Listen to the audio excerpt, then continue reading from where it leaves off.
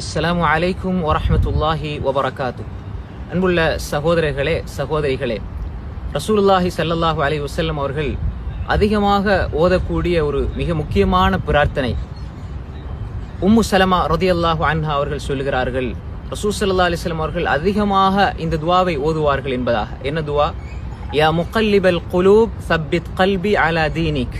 உள்ளங்களை புரட்டக்கூடியவனே, எனது உள்ளத்தை உனது மார்க்கத்தில், தீனில் நீ உறுதிப்படுத்துவாயாக என்பதாகும். எனவே இந்த துஆவை நாங்கள் அதிகமாக ஓத வேண்டும். யா முகல்லிபல் குலூப் சப்பித் கல்பி அலா தீனிக். இதயங்களை புரட்டக்கூடியவனே, எனது உள்ளத்தை உனது மார்க்கத்தில் நீ உறுதிப்படுத்துவாயாக என்று அதிகமாக ஓதுவார்கள்.